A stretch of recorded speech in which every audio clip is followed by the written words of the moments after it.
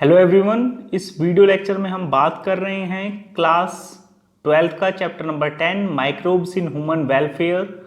एक बहुत important chapter है और इस वीडियो में हम बात करेंगे इस चैप्टर के बारे में लाइन टू लाइन। जो एमसीक्यूज क्वेश्चंस निकल के आ सकते हैं इसमें इस चैप्टर में से हमारे, तो जो टॉपिक्स हैं इस चैप्टर के वो कौन कौन से हैं हमारे: microbes in household product, microbes in industrial product, microbes का रोल सीवेज के ट्रीटमेंट में, microbes in production of biogas, microbes as bio control agent और कैसे हम माइक्रोब्स को यूज कर सकते हैं as bio fertilisers. So starting with the first thing, जो माइक्रोब्स हैं क्या ये हमारे लिए बेनिफिशियल हैं? हाँ बिल्कुल। जो माइक्रोब्स हैं जिसमें हमारे मेनली क्या आ जाते हैं, बैक्टीरिया एंड फंगस, ये हमारे लिए बेनिफिशियल हैं और बहुत पुराने समय से हम इनको यूज करते आ रहे हैं। एक चीज और मैं यहां पे मेंशन करना चाहूंगा कि जो पॉइंट्स आपके यहां पे मार्क किए जाएंगे लाइक दिस डॉट, उनको आप अपनी एनसीईआरटी की बुक में भी मार्क कर लीजिएगा। ओके, जो माइक्रोब्स हैं ये कैसे हैं? These are कॉस्मोपॉलिटियन। कॉस्मोपॉलिटियन का मतलब क्या है कि ये ऑल ओवर द वर्ल्ड हर तरीके के एनवायरनमेंट में पाए जाते हैं। तो starting with the first, microbes का रोल किसमें? हाउस होल्ड प्रोडक्ट में। हमारे घरों में क्या रोल है माइक्रोब्स का? तो सबसे पहली चीज यहां पे आ जाती है production of curd from milk, दूध से दही का बनना। और ये किसकी हेल्प से होता है? With the help of lactobacillus, जिसको हम लैक्टिक एसिड बैक्टीरिया के नाम से भी जानते हैं। क्या होता है? जो LAB लैक्टिक एसिड बैक्टीरिया है वो पार्शियली डाइजेस्ट करेगा मिल्क प्रोटीन को। और मिल्क में कौन सी प्रोटीन होती है? Casein protein. एक स्मॉल अमाउंट में जो कर्ड है वो ऐड किया जाता है फ्रेश मिल्क में, और वो जो स्मॉल अमाउंट में कर्ड है उसे हम क्या कहते हैं? इनोकुलम, या हम उसे कहते हैं स्टार्टर, जिसके अंदर प्रेजेंट हैं millions of lactic acid bacteria. उनको पर्टिकुलर टेम्परेचर दिया जाएगा और उस पर्टिकुलर टेम्परेचर पे, जो नॉर्मली हमारा रूम टेम्परेचर होता है, उस टेम्परेचर पे जो लैक्टिक एसिड बैक्टीरिया है वो मिल्क को कन्वर्ट कर देते हैं कर्ड में। और मिल्क जो है कर्ड ज़्यादा बेनिफिशियल है मिल्क के कंपैरिजन में, क्योंकि कर्ड के अंदर विटामिन B12 का अमाउंट ज़्यादा होता है। साथ के साथ ये हमारे स्टमक के अंदर जो लैक्टिक एसिड बैक्टीरिया है वो कंट्रोल करता है डिसीज कॉज करने वाले माइक्रोब्स को। ओके, आगे इसमें आता है हमारा दी डो, जिसे यूज किया जाता है फूड बनाने। कौन से? डोसा और इडली। उसे भी फर्मेंटेड का मतलब है एनारोबिक ब्रेकडाउन। किसकी हेल्प से? बैक्टीरिया की हेल्प से।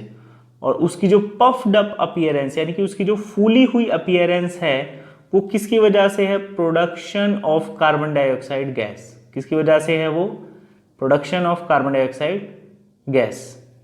उसी तरीके से ब्रेड बनाने के लिए भी ब्रेड के अंदर जो होल्स हैं वो किसकी वजह से हैं? कार्बन डाइऑक्साइड के प्रोडक्शन की वजह से।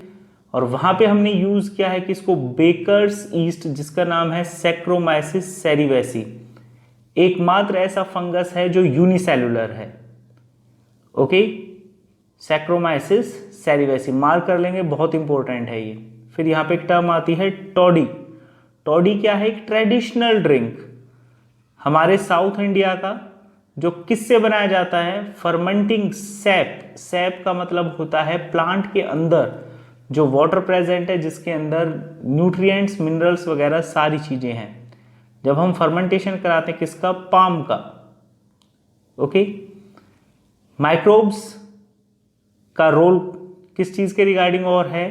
फर्मेंटेड फिश, सोयाबीन और बैम्बू शूट्स से फूड बनाने के लिए।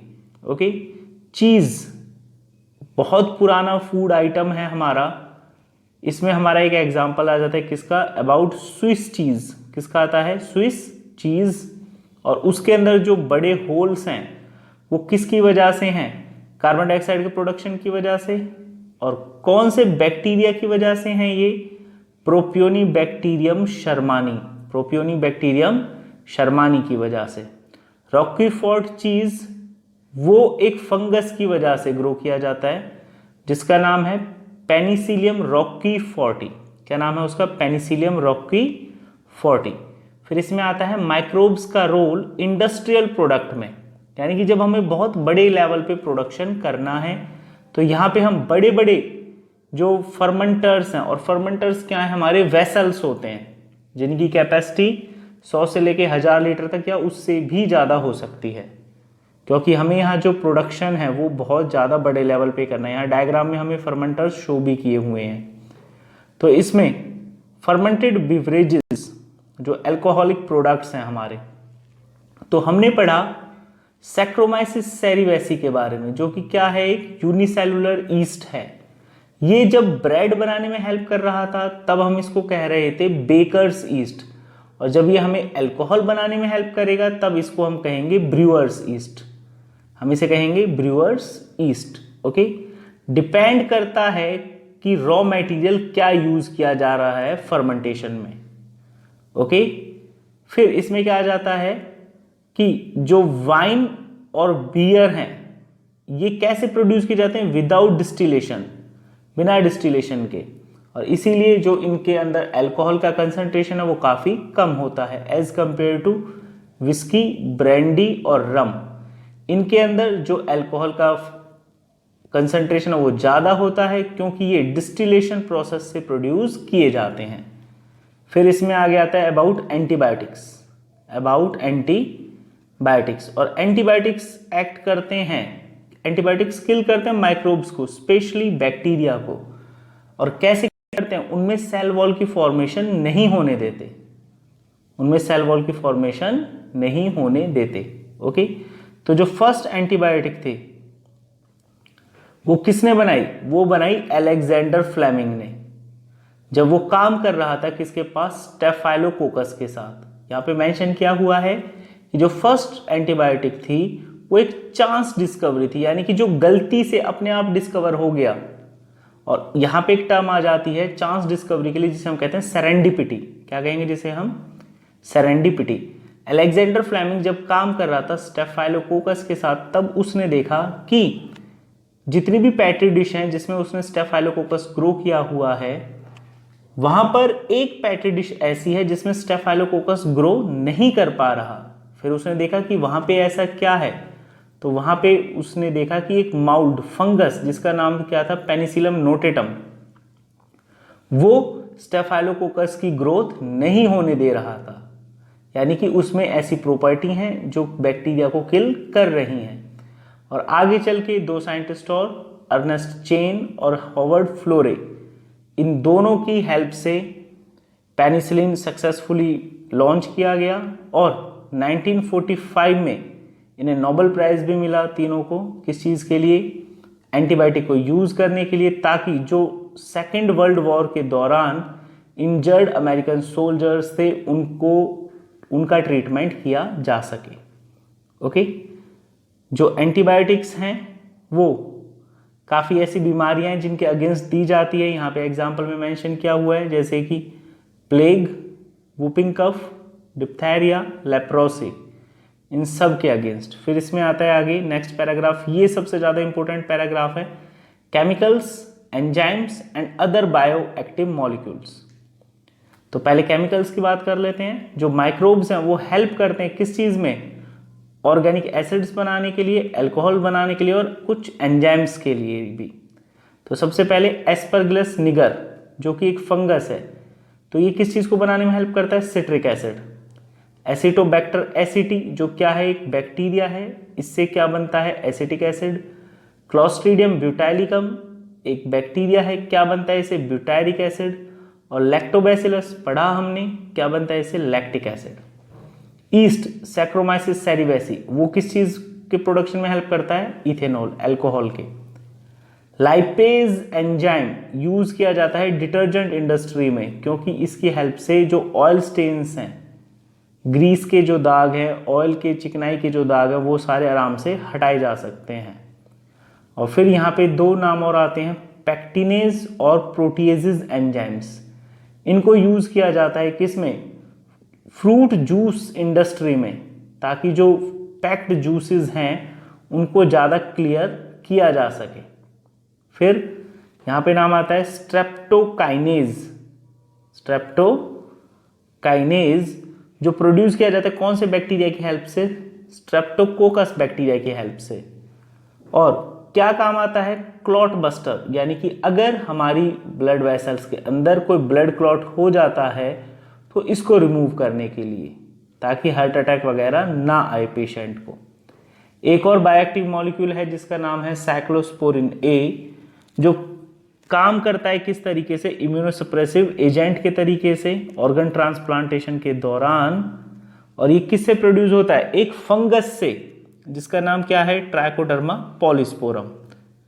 एक और प्रोडक्ट आता है यहाँ पे स्टैटिन, जो प्रोड्यूस होता है किससे, एक ईस्ट है जिसका नाम क्या है, मोनेस्कस परप्यूरेई। और ये क्या करता है, blood cholesterol lowering agent, blood के अंदर कोलेस्ट्रॉल के लेवल को कम करने का काम। ओके, और ये क्या करता है, इनहिबिट करता है उस एंजाइम को जो सिंथेसिस कराता है कोलेस्ट्रॉल का। आगे नेक्स्ट टॉपिक आता है इसमें हमारा माइक्रोब इन सीवेज ट्रीटमेंट, माइक्रोब्स का रोल सीवेज के ट्रीटमेंट में। तो पहले आते हैं कि सीवेज क्या है। सीवेज क्या है, एक वेस्ट वाटर जो हमारे घरों से निकलता है, it also includes human excreta in it, और जिसके अंदर दुनिया भर के माइक्रोब्स हैं, दुनिया भर के पैथोजेंस हैं। क्या ये जो सीवेज है हम इसको डायरेक्टली हमारे नेचुरल वाटर रिसोर्सेज में डिस्पोज ऑफ कर सकते हैं, डाल सकते हैं क्या सीधा हम वहाँ पे, नहीं। अगर हम ऐसा करते हैं तो जितने भी हमारे नेचुरल रिसोर्सेज हैं वो सब खत्म हो जाएंगे, और जितने भी एक्वाटिक एनिमल्स उनके अंदर रहते हैं वो सब भी खत्म हो जाएंगे। इसीलिए जो सीवेज है उसे पहले ट्रीट किया जाता है सीवेज ट्रीटमेंट प्लांट्स में, यानी कि उसमें से इम्प्योरिटीज को अलग किया जाता है। तो इसके दो मेथड्स मेंशन करे हैं हमारे एनसीईआरटी की बुक में। पहला है प्राइमरी ट्रीटमेंट, यानी कि फिजिकल ट्रीटमेंट। इसमें फर्स्ट स्टेप आ जाता है हमारा फिल्ट्रेशन, जिसमें जो सॉलिड इम्प्योरिटीज हैं उनको, जो स्क्रीन्स हैं अलग अलग डायमीटर की, उनकी हेल्प से जो सॉलिड इम्प्योरिटीज हैं उनको अलग किया जाता है। फिर जब उन स्क्रीन के थ्रू पास किया जाएगा तो सारी सॉलिड इम्प्योरिटी वहीं पे रह जाएगी, और आगे कौन सा वाटर जाएगा, वो वाटर जिसके अंदर वाटर सॉल्युबल इम्प्योरिटीज हैं। फिर उनको आगे किया जाता है सेडिमेंटेशन, जो सेकंड स्टेप है हमारा प्राइमरी ट्रीटमेंट का। सेडिमेंटेशन के केस में जो वाटर सॉल्युबल इम्प्योरिटीज थी और जिनकी डेंसिटी थोड़ी सी ज़्यादा है, जैसे कीचड़ वगैरह, वो एक टैंक के अंदर हम उसको स्टैंड कराएंगे, कुछ समय के लिए रोकेंगे, ताकि जितनी भी जो कीचड़ वगैरह वो सारी नीचे की तरफ बैठ जाए। ओके, तो यहाँ पे मेंशन क्या हुआ है, all solid that settle from the primary sludge, वो क्या बनाएगा, प्राइमरी स्लज बनाएगा, और ऊपर का जो पानी है उसको आगे भेज दिया जाएगा, जिसे हम क्या कहेंगे, इफ्लुएंट। अब जो पानी आगे गया उसे कराया जाएगा सेकेंडरी ट्रीटमेंट, यानी कि बायोलॉजिकल ट्रीटमेंट। उन्हें आगे ट्रांसफर किया जाएगा किसमें, एरिएशन टैंक में, जहां पे लगातार एयर दी जाएगी, और वहां पे हम ऐड करते हैं एरोबिक माइक्रोब, एरोबिक माइक्रोब। और यहाँ पे एक टर्म आती है फ्लॉक, क्या टर्म आएगी यहाँ पे, फ्लॉक। किसे कहेंगे फ्लॉक, फ्लॉक क्या है, मासेस ऑफ बैक्टीरिया, बैक्टीरिया और फंगस मौजूद है वहां पे। ओके, तो ये जो बैक्टीरिया और फंगस हैं ये उस वाटर के अंदर जितनी भी वाटर सॉल्युबल इम्प्योरिटीज हैं, ऑर्गेनिक मैटर है, उस सारे के ऊपर फीड करेंगी, उस सारे को क्या कर देंगी, डिग्रेड कर देंगी।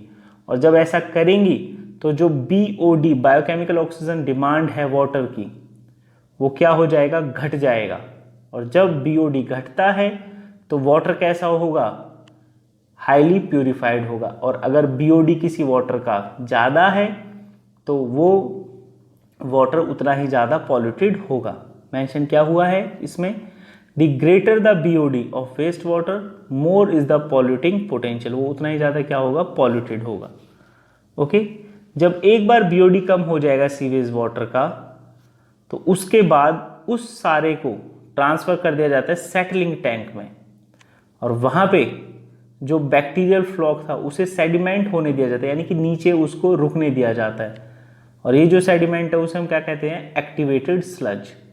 फिर उस एक्टिवेटेड स्लज का थोड़ा सा पार्ट लेके दोबारा से एरेशन टैंक में डाला जाएगा, और बाकी का जो बचा हुआ है उसे आगे ट्रांसफर कर दिया जाएगा किसमें, एनारोबिक स्लज डाइजेस्टर, यानी कि वहां पे कौन से बैक्टीरिया हैं, एनारोबिक बैक्टीरिया हैं, जो फ्लॉक के बैक्टीरिया कैसे थे, एरोबिक बैक्टीरिया और फंगस, उन सबको क्या कर देगा, किल कर देगा। और इस डाइजेशन के दौरान जो बैक्टीरिया वो प्रोड्यूस करते हैं एक मिक्सचर ऑफ गैस, कौन सी, मीथेन, हाइड्रोजन सल्फाइड और कार्बन डाइऑक्साइड, और ये तीनों गैसेस मिलके क्या बनाती हैं, बायोगैस। क्या बनाएंगे मिलके, बायोगैस, जिसे इस्तेमाल किया जाता है कैसे, as source of energy, as source of energy.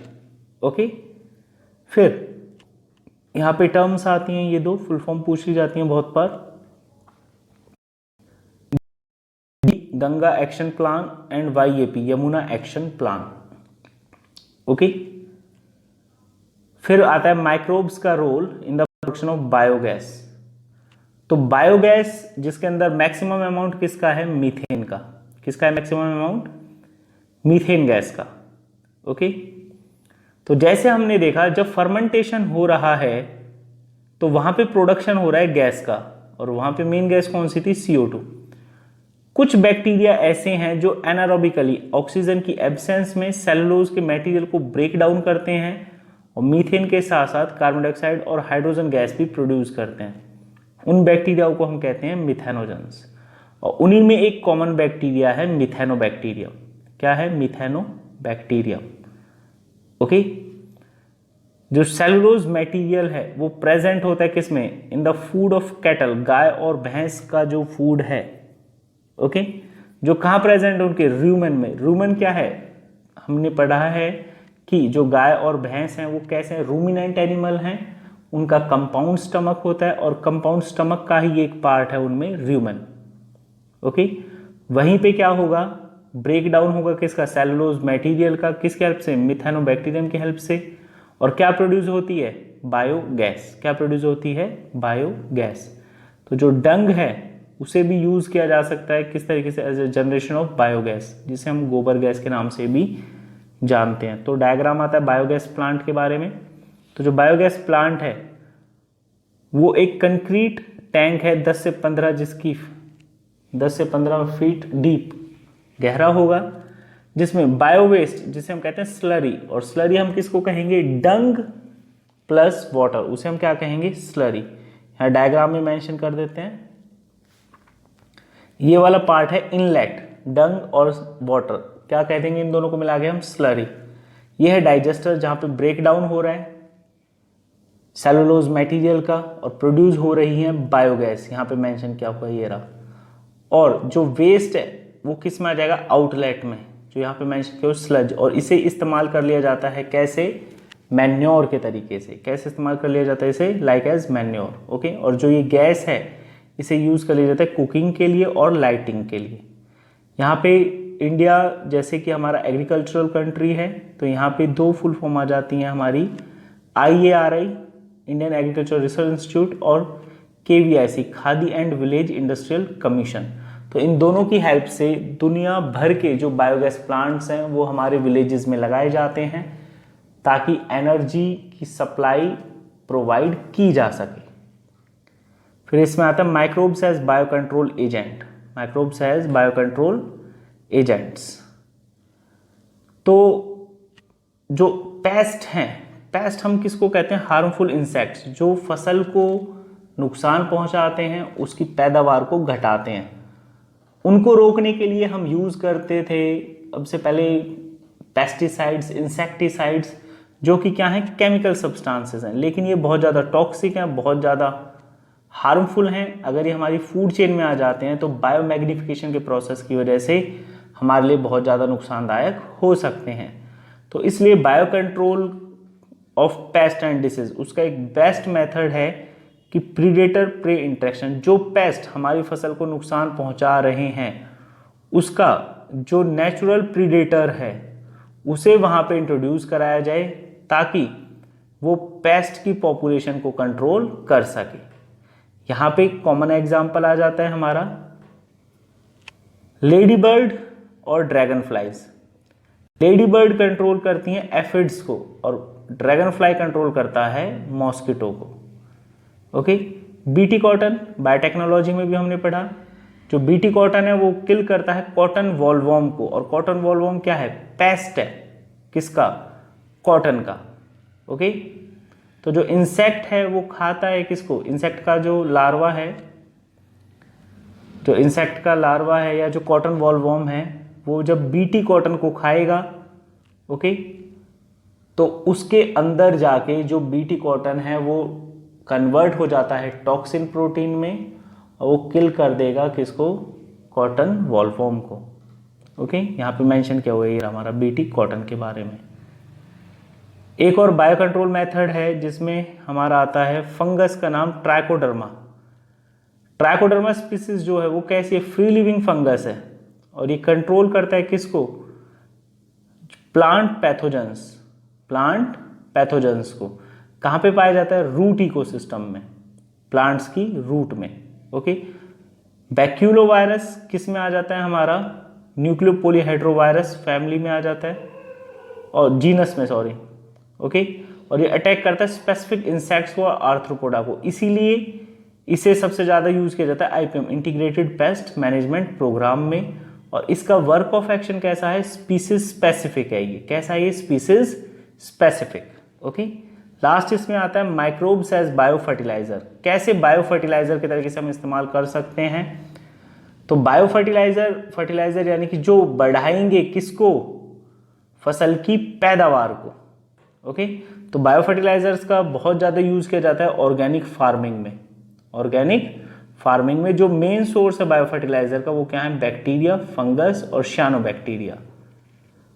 तो हमने पढ़ा कि जो लेग्यूमिनस प्लांट हैं उनके अंदर सिम्बायोटिक एसोसिएशन, यानी कि जब दोनों इंटरेक्टिंग स्पीसीज को फायदा हो रहा है, तो राइजोबियम एक बैक्टीरिया जो पाया जाता है लेग्यूमिनस प्लांट में, और ये बैक्टीरिया फिक्स करता है एटमॉस्फेरिक नाइट्रोजन को ऑर्गेनिक फॉर्म में, और इस ऑर्गेनिक फॉर्म को यूज करते हैं प्लांट्स न्यूट्रिएंट्स के तरीके से।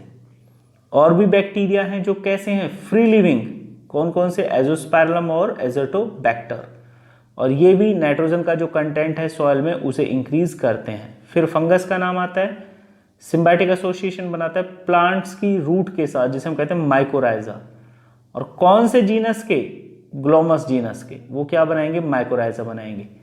जो फंगल पार्ट है वो क्या करता है, वो एब्जॉर्ब करता है फॉस्फोरस सॉइल से और फिर उसे पास करेगा किसको, प्लांट को।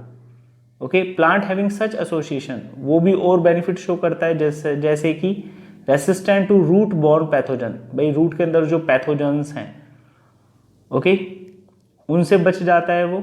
और फिर इसमें आगे मेंशन किया हुआ है शानोबैक्टीरिया। शानोबैक्टीरिया जो एक्वेटिक, पानी में और टेरेस्ट्रियल, जमीन पे पाए जाते हैं, वो भी एटमॉस्फेरिक नाइट्रोजन में हेल्प करते हैं। एग्जाम्पल है एनाबीना, नॉस्टॉक एंड ओसिलेटोरिया।